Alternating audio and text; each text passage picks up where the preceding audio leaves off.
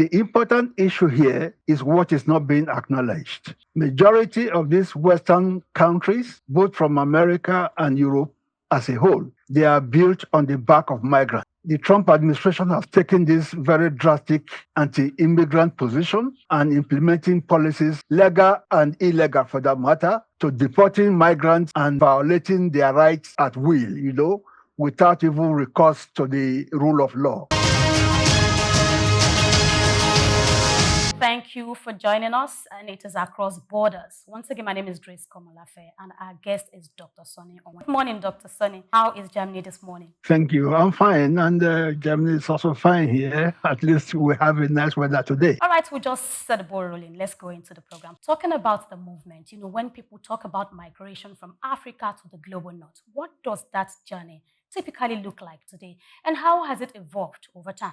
Thank you for having me and putting that question forward. For a start, we have to recognize that they are both legal migration, as the Westerners like to call this phenomenon. What is important to note is that at the moment, there's a lot of talk, a lot of discourses going on around the issue of migration. And this is mainly because at this moment in time in our history as human beings, a lot of Africans and people from the so-called developing countries are moving, finding better places or security in the so-called Western world. But historically, migration is nothing new. And both those in the Western hemisphere and the Southern hemisphere have always moved between continents and countries without much ado. But at the moment, there is a lot of talk about it, because this idea that those coming from the Southern hemisphere, those coming from the so-called developing countries, are going up to the Western countries to fleece their social and economic system and rip them off, and not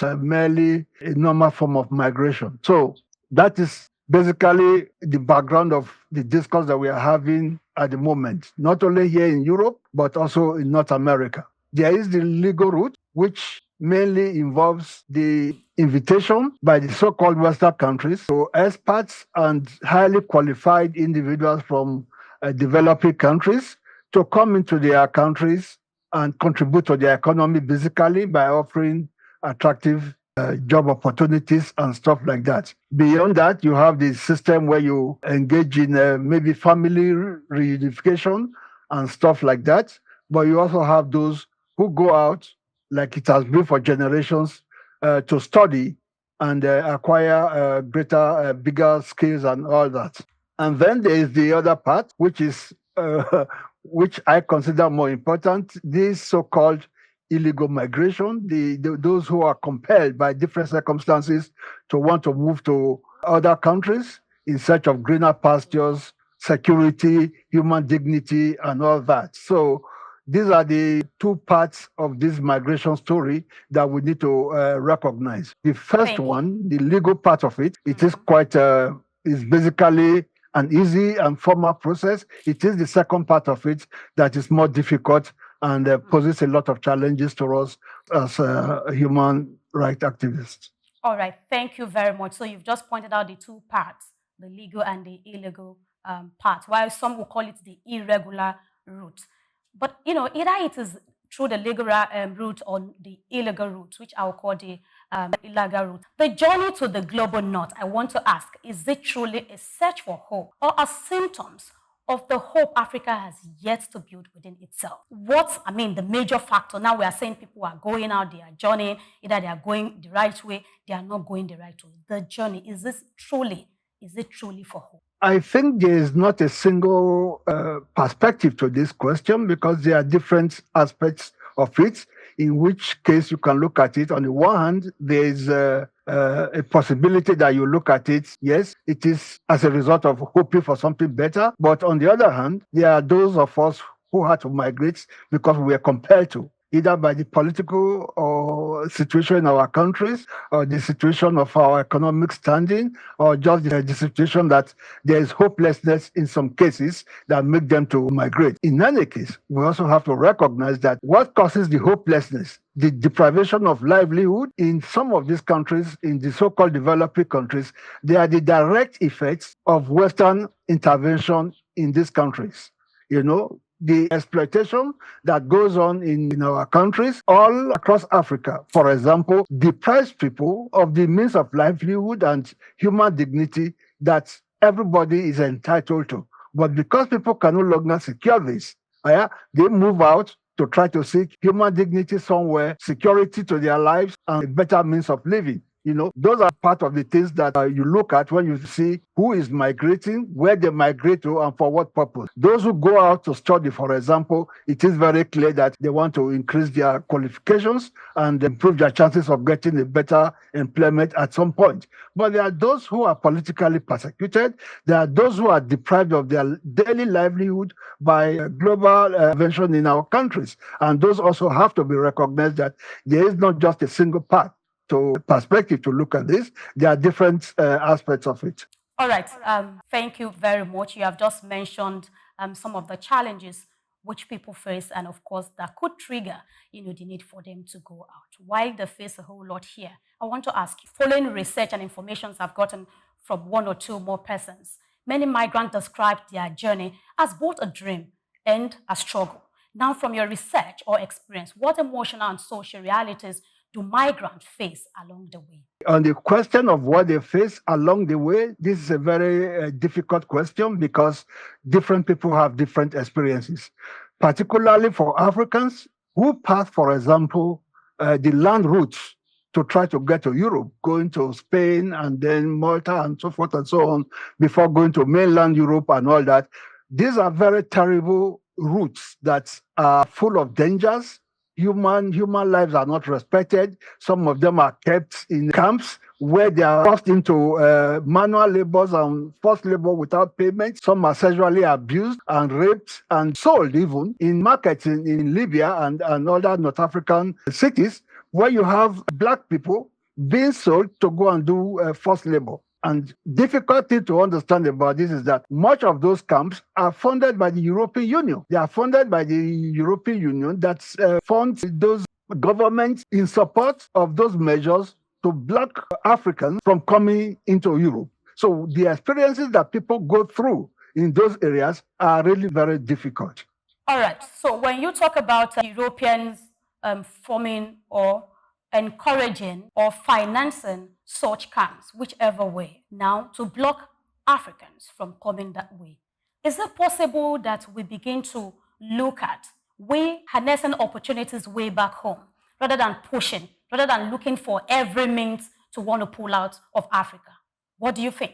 I think this is a very welcome idea because for very many of us who have been here for a long time, we have come to understand the system both within national politics of the countries that we are in and within the global setting and the power relations that exist between African countries or developing countries, so to speak, with the Western world. We understand it very clearly that the attempt to get a lot of Africans to come to Europe, for example, those that are very qualified, is an attempt to drain the African continent of its resources, right? This is nothing new. It has been going on. We just have to be more aware of it. On the other hand, you have those of us back home, for example, in Nigeria, who want to pay millions of naira to come to Europe in the hope of making it big out here. People have to understand that it is not rosy here in Europe. People have to understand that there's a lot of difficulties right here in Europe. You are not welcome. The European society is basically a racist society. The structures are racist in every form you can think of. They look at the Black people and those who are not white as inferior to them. So when you understand this, you understand the level at which you will be kept here in Europe. Even with your qualifications and everything you may have brought here, you are nevertheless not regarded as such. That means the money that we spend trying to come to Europe, we could very well do a good job back home, trying to invest it at home, trying to solidify the little gains that has been made over the last couple of decades, and see that people are not risking their lives, losing their lives in the process of coming to Europe, where you will not be regarded as anything but an inferior citizen. Okay. Thank you very much, Dr. Sonny. And I think this actually hits me and want to make me to push further because we hear from a lot of people that are out there where they talk about the opportunities that are out there for them, how they have improved. And of course, that is even one of those ways where they begin to encourage other Africans. Now, I'm not going to stay on Nigeria alone. I'm just going to generalize it as Africans, where they begin to encourage them, to come to Europe or America.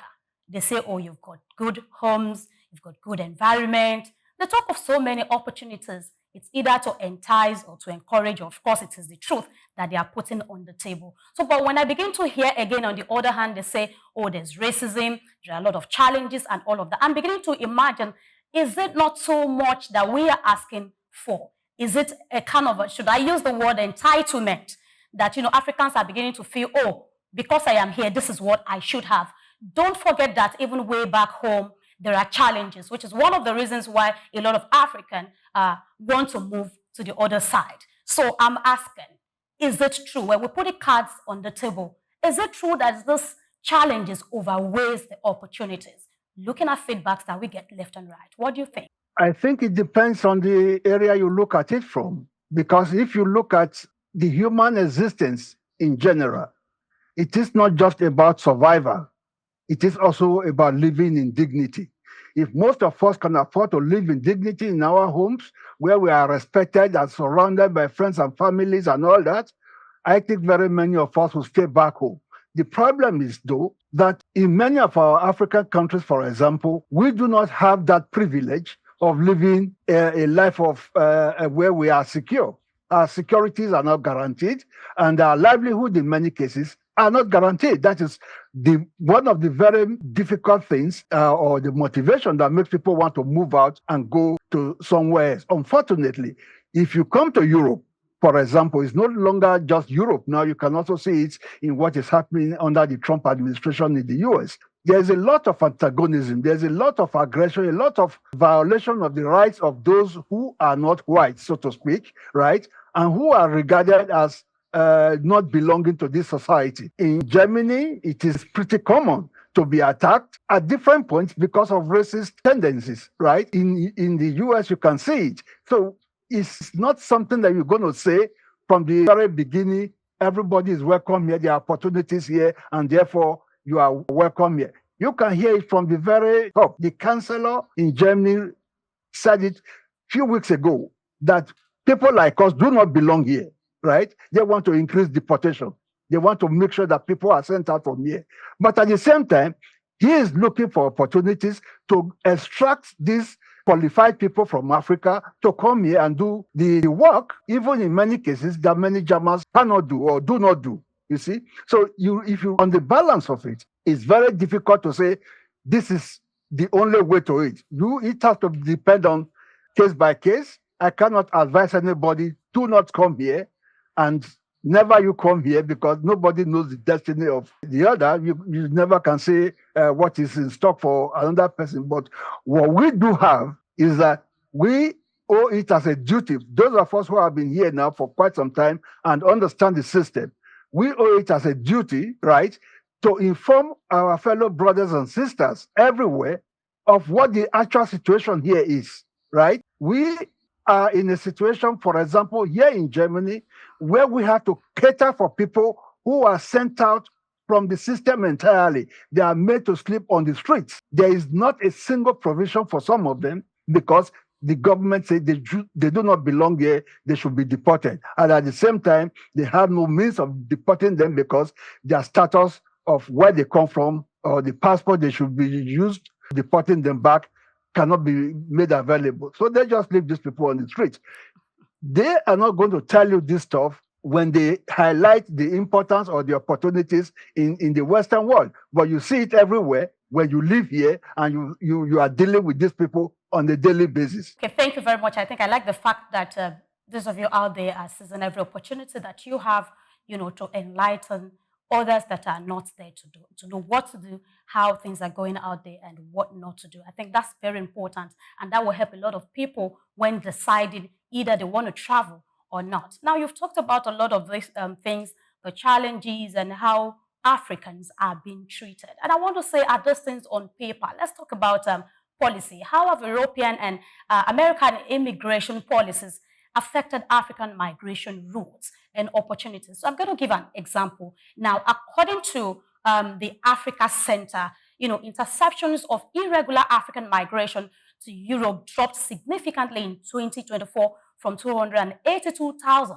in 2023 to 1,406,000 in 2024. Meanwhile, visa restrictions from the US are tightening. According to recent reports, the US imposed stricter travel bans and visa requirements on several African countries, of course, which include Nigeria, Ethiopia, and Cameroon, limiting non-immigrant visas to 3 months and single entry. So back to the policy question. How do these restrictions combined, with intensified border control, reshape African migration patterns and the aspiration of hopeful, migrants? The important issue here is what is not being acknowledged.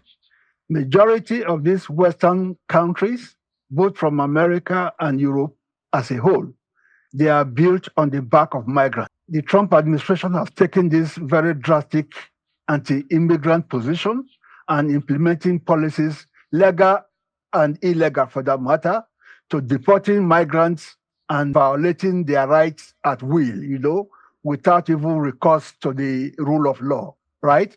That is going on in America. And what they are not showing you is the devastating effects that this policy is having on their own economy, right? In the whole service industry, in their farming, in their construction, they have terrible times right now because the migrants are not there to do the work because they are being hounded out of the country in the name of whatever policy that they want to institute, right? This idea that migrants are just there to rip off these economies is the biggest lie you can think of, because without the migrants in this whole country, right, none of them can survive. Quote me on it. Whether it is Germany or the UK, for example. Without migrants in the UK, the health system will not last 2 hours. You can ask anybody there, right? So it is the same thing. This is not being acknowledged at all. Nowhere do you see them being acknowledged as a big contributor to the economy. At the same time, they are looking for those who they think that can benefit the economy and extract these resources from them. The other thing that we have to note about this is this. When Africans move, only very few of us actually get to Europe or to North America. Why? Because it is very expensive. African countries take a lot of burden hosting other Africans in their countries, much more than in the Western countries. They don't want you to know this. They don't highlight this. They only highlighted that look at the number of people coming to Europe and North America. So there is a big discrepancy in both the veracity of the news that we get and the reality of what is actually happening in terms of this migrant. All right. So thank you for that submission. And I think I watched the video yesterday. I think it's from the Europe, and someone was talking about migrants being everything to them. They are not going to go anywhere. They're the backbone. They're going to stay. I think that message was actually sent to Trump, but that's fine. Different strokes for different folks. Now let's look at brain drain. There's often that talk about brain drain and how significant, I want to ask how significant this issue is and how African can actually turn migration into a form of brain circulation instead. So rather than saying, oh, brain drain, taking them out, brain circulation, making it work within the country and ensure that hope that we are looking for out there, we begin to push the narrative here in Africa. I mean, what do you think? I think we need the enabling environment back in our home countries to make us develop our potentials effectively. While many people run away from the country is number one, survival and insecurity, right? Of course, you have political persecution in addition, but this is not peculiar to any particular country because you have it all over. If we create that enabling environment, many of us would not like to live as second-class citizens abroad. We would like to be back home, contributing our little bits to the development of our people every single day. But the human rights work that some of us do here, for example, if we are doing it back home, we risk our lives being terminated without any recourse to justice or whatever, right? It is not to say that we are 100% safe here, because we are also being persecuted to some extent here. I, for example, I was put in prison in Germany, this so-called developed country, because I moved from one city to another without getting the police permission where a refugee. Many people don't know this. If you are a refugee in Germany, for example, they expect you to get a permission from the local foreign office before you can go to another city. You understand? And if this is not the case, if you are controlled by the police, that you don't have a permission to be where you are fined. If you refuse to pay the fine, you can be taken to prison. I challenged this as a violation of my human rights in 2004 and took the case up to the Supreme Court in Germany. The Supreme Court rejected the case, and I went to the European Court as a result. They also rejected the case. It's just to show you that at the end of the day, what I am fighting for, which is just a simple right of moving from one city to the other, right? I come from Nigeria, that is called not a developed country, so to speak, a country that was under military dictatorship for 30 years, right? I was never put in prison for going from one city to the other. But in Germany, I was put in prison simply because I moved from one city to the other without getting a police permission. You understand? So if you look at all this, you will understand that we will value that situation where we are able to contribute our bit at home if the security can be guaranteed, instead of staying in Europe, entertaining and experiencing all this daily racism, because you are not going to run away from racism in Germany. It's not possible. The whole structure is built on racism. It's just as simple as that. So as a result of that, we try to counter this and do the work we can do for people to be able to counter this, live with it, and navigate it as best as possible. But as a structure, the whole Western system is built on racism. And so we would like to avoid that. We would like to leave it behind and stay back in our country and enjoy the bits that we have there and all that. The problem with this is, though, the Western countries keep exploiting and stealing our resources, causing division among our people, funding terrorism and all that to destabilize us. This is what is happening, and making it insecure for us to remain there. That is the problem. You talked about the European kind of championing some cause, such as terrorism and all of that, in Africa. So, when we talk about these things, I think there's a need for us to have some data when we are speaking to these things, to have some data to back that, this is clear. This was the information we got and this was done. Because yes, as a media, we should use our platform to push very clear, narratives, which we understand you are in that space as well. It's as good as we're working hand in hand to ensure that good information, good narratives are being pushed out there. I just said that was the part I said I needed to speak to before we, took that break. Right. So, yes. Yeah.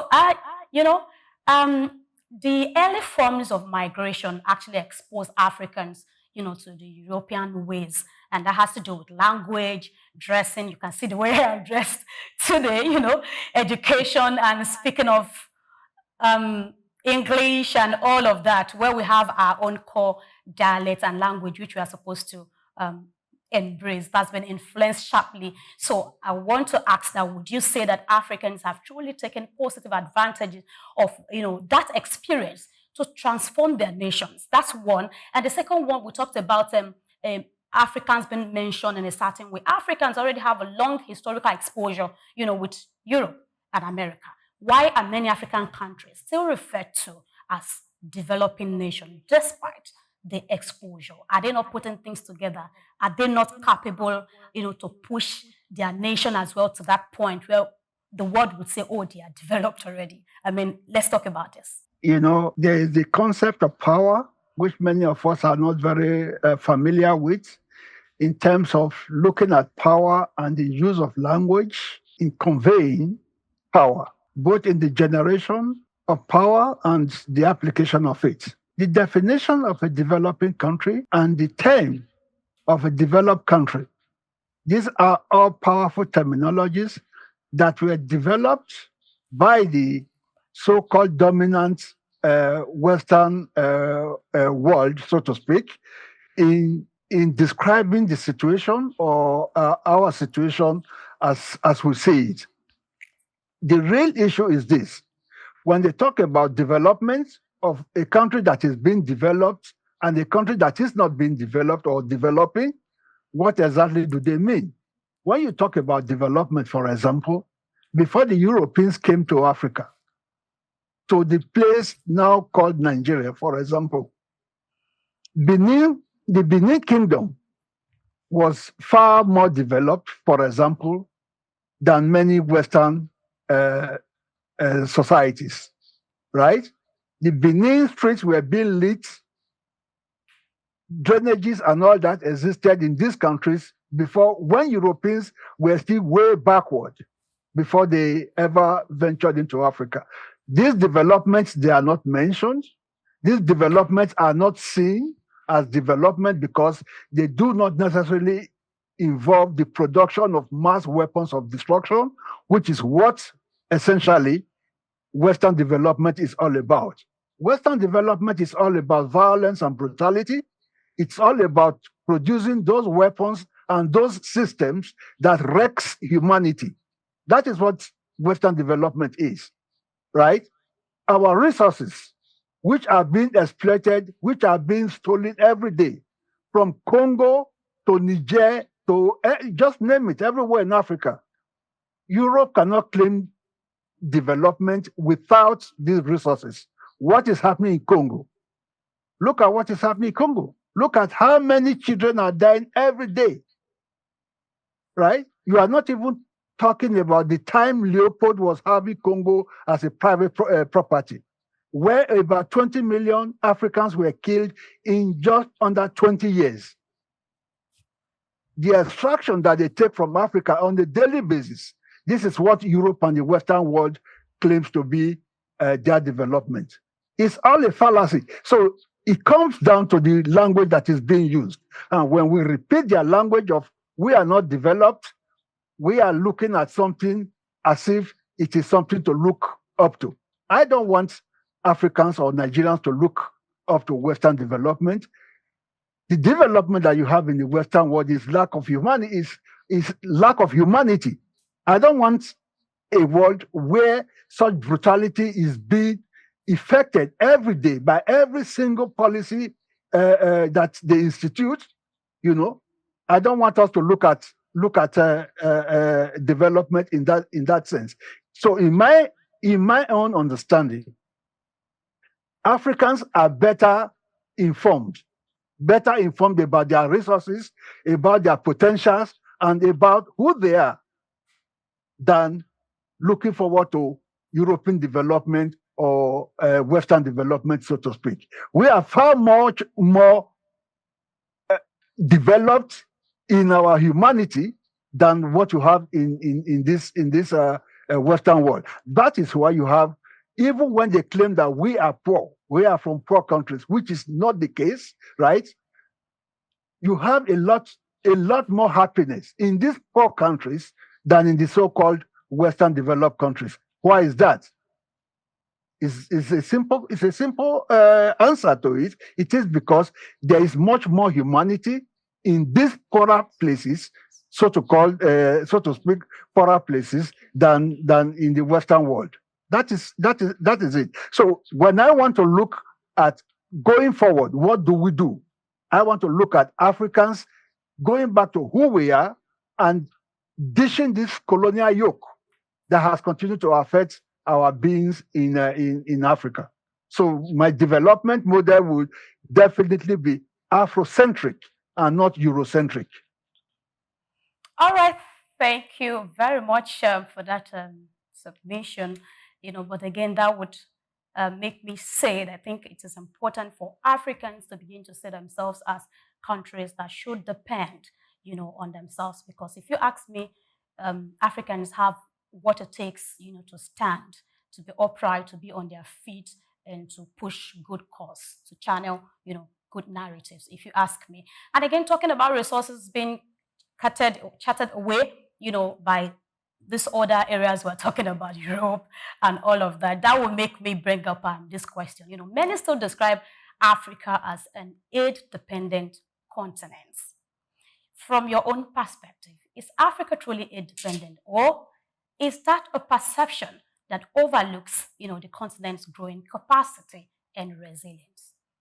On the one hand, you have to understand the background of AIDS, right? AIDS is a control mechanism, right? The IMF, the World Bank, these are Western institutions set up to control and exploit resources from other parts of the world, mainly for the Western countries. It's as simple as that. So if you look at how they then use aid, right? If you look at how they then use aid to put countries into this desperate situation that they have to produce what they cannot eat and they have to eat what they cannot produce, then you realize that aid is just there for the purpose of exploitation, for the purpose of exploiting Africans and other developing, so-called developing countries. So Africa has no need for aid, not at all, not a single aid. We don't need those aid. As a matter of fact, the aids that they are bringing, the aids come in the form of weapons and ammunitions that are meant for repression and fighting between different groups, divisions within our countries.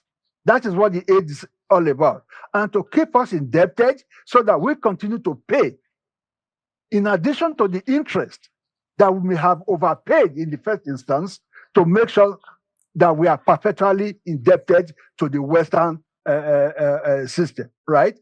As a result, they come in with this aid and then are able to continue to exploit our resources without limit. That is essentially what aid is for. If we want to really go forward, we have the capacity to say, we don't need your aid. We are not going to borrow any money from the IMF or from the World Bank. What we have, we will be able to use.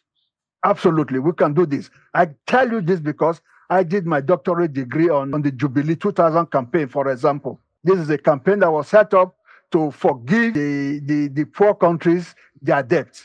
Can you imagine that? These are people who put these countries in debt in the first place. And now they are getting that power to themselves to say they want to forgive debt to these poor countries. Whereas these same countries, they have paid much more than they borrowed, both in terms of interest and the original capital from these funds. But the IMF and the World Bank are the institutions that are used to control this, to carry this out. And who are in control? Of course, the Western countries. That's it. So we do not need this aid in any case, in any sense. It's totally a colonial mechanism to keep us away from getting our resources and using the resources for the people to whom it belongs. All right. So, okay, I'm going to ask you quickly that is there a policy? Is there any documentation that says that Africans must listen, must take rules, must abide by directives from this country? Is there any? And how do you think we could, make it better, to benefit the Africans more, and of course to enable them have the freedom as much as they can? Because if you look at it from everything you've been talking about, you would, in a way, look at it as if we're having a modernized colonization, if you ask me. So what do you have to say? The fact is that many of our political leaders are compromised. That's just the simple fact.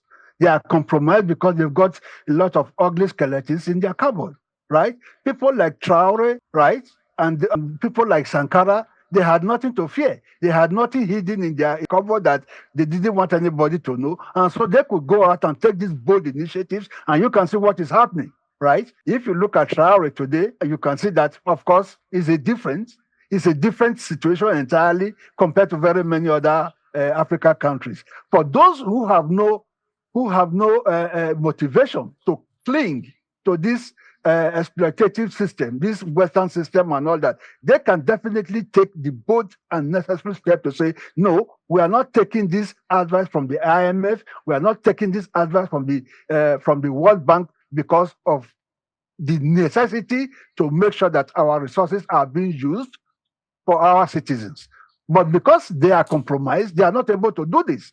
They are not able to do it because they will be exposed. They have houses and mansions and all those investments in different countries, and therefore they know that they will be easily exposed. So, because of this compromise, we have a situation where these people are not really accountable to us back home in our various countries in Africa, and they take instructions from their colonial masters. Okay. All right. Okay. So the topic still remains the same: hope in transit, Africa's Africa's path to the global north. So for one reason or the other, we all understand that Africans continue to migrate. In recent comments by world leaders about African migrants and Christians, especially the most recent, which is from the US President Donald Trump, it has stirred a global debate talking about, now I'm talking about the Nigerian conversation, about Christians. Do you think such narratives, reinforces or distorts the genuine reasons Africans migrants, especially, Africa migrates, especially for safety and freedom? Because this conversation has been on the global stage. You see different countries, China, and all of them coming out to lend their voice. What do you say about this? Does it push for, people to want to migrate, or the other way? What do you think? I think migration as a phenomenon is not something we are going to be able to put a stop to. And the earlier everybody recognizes this and plan on how to deal with it properly, the better. The idea that we have, though, is that from the Western world, right, migration is terrible for us. We don't want these people coming to our countries. They are coming here to take our resources and all that. That is the narrative that is publicly given, right?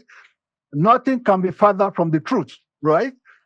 The fact is this: every country does need one form or the other of migration, okay? And everybody do have this. Because of this necessity, that is why there is no country in the world, right, that has stopped migration. It is because of the necessity. It is part and parcel of human life. And nothing, I can guarantee you, nothing anybody is going to do, whether the Western government, whether Trump or Lee or whoever it is in China that is in China, nobody is going to be able to stop migration. Okay? What you are saying at the moment is a result of this populist narrative to gain anti-migration votes. That is what is mainly driving this stuff. The reality, the necessity of Western economies dependent on migrants and migration skills, right, is so overwhelming. Is so overwhelming. I just gave the example of the US previously. In Germany, a few months ago, I was in the hospital here in Germany, and I went into this ward. You could hardly see any German in this hospital. They were all full of migrants, right? And this you can see in every sector, right? So they have to recognize that we are not going anywhere. That is for sure. That means they cannot just send us out whether or not they like it. That is a fact. What is then important is how exactly do you deal with it? What does it benefit we as Africans who are coming here, and what is the impact of this on our situation back home? I can guarantee you that if we were having a stable and secure economies back home, security guaranteed back home, our economies will do much more better than us here spending our time instead of contributing to exactly the situation that we have back home in Nigeria, for example. Okay, thank you so much, Dr. Sonny Omwenyeke. So now we're just going to cap the program with some questions relating to you. So your journey reflects decades of courage, advocacy, and impact, from challenging Germans and residents' flitch law at the European Court of Human Rights to empowering refugees' voices through networks like the BRESOC. And together, we are Bremen. So your work stands as, a powerful example of how activism, research, and lived experience, can intersect to shape fairer migration systems. So let's begin by exploring your perspective on the current realities facing African migrants today. From your years of activism and research, how would you describe the current realities faced by African migrants under Europeans, increasing restrictive asylum and residency policy? Please speak to this. What the Europeans are not hiding, in fairness to them, is that they want these qualified Africans and from other areas of the world to come and contribute to their economy. They are not hiding this, right?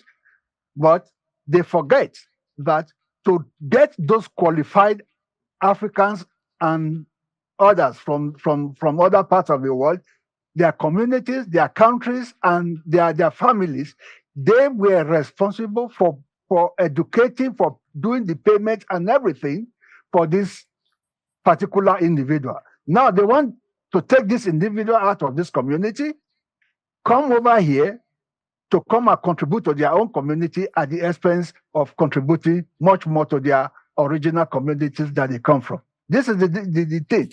At the end, you have to understand it. The Europeans, the Western world, they are interested in further exploitation. Exploitation not only of the resources, but of our human capabilities, right? That is why they want these experts to come from different places to say, okay, if you are very qualified, you are good in tech or whatever and all that, we can give you some residency here and you work, and after that, then you go back, right? That is the idea. What Africans have to do then is to ensure that they also create the system, the enabling system that makes these people who are also qualified like myself and the others, to feel comfortable to stay in these different countries where we can also make our due contributions, right? It's not just working outside and then giving money back to people who need it back home and stuff like that. We can also do much more than that. But some of us are not even able to do this because of the current insecurity in very many of these countries. That is the problem. Okay. All right, Doctor, we are kind of wrapping up with time. I'm probably going to take one or two more questions. So, I want us to talk about what government needs to do. So you as a person haven't challenged the residence flitch law in Germany, what lessons can African governments draw, from this experience to better protect and engage their citizens abroad? Because you were there and a lot happened. Those cases were rejected. If the government will be, in good terms or in relations with these people, perhaps there could be other ways to go about it. What lessons do you think government have learned or that they need to learn, and how to better all of this and kind of conversation? Please, let's do this in 1 minute. Right. I think the African governments, the African leaders, they have to take themselves serious. They have to take the interest of their citizens serious. The citizens are not just outside to be named citizens who have nobody caring for them or having their interest back home. The way the Africans are treated in all these countries is a reflection of the regard or lack of that they pay to the leadership that we have back in Africa. If Africans are properly taking care of themselves, what was happening or what is still happening to Africans in Libya, for example, wouldn't be happening, right? It is because the African leaders they don't rise up to their responsibilities of protecting the interest of their citizens properly. That is why Europeans are able to do what they are doing. All right. So in 30 seconds, I wanted to speak to this. With broader control, tightening across Europe, how can advocacy networks like yours, and others continue to empower refugees and ensure their voices influence migration policy? How? In 30 seconds. What we need to do is to make sure that whoever comes here, whoever manages to cross these borders and come here, we ensure that they are strong enough to resist this racist treatment that they get every day, everywhere, And it is this what we also try to tell the government. Of course, the government goes out to say, yes, we want to integrate people who are here and all this stuff, but we do know that they are not serious about it. And if they are serious about it, they have to listen to our voices, they have to listen to what we are saying, and they have to implement what we are advocating for. We are not asking for red carpet. We are just asking for simple human dignity. nothing more, right? But this is a big question for them because they feel they, on their own, they are the ones who deserve to be treated in a dignified way throughout their life, but not the other people. That is the problem. So it's a simple thing. They have to understand that human beings will retain a level of equality that should not be denied by any government policy. All right. Thank you so much, Dr. Sonny Omwenyeke, for your insight and your huge contribution on Across Borders this morning. You agree with me, it has been very impactful, and I believe our viewers would have been able to pick one or two out of today's conversation. This is Across Borders. I want to say a very big thank you to you for giving us your time to join in this program. And I want to say you send our greetings, our regards to every Africans out there in Germany. And I wish you well in your pursuit. Thank you. Thank you so much.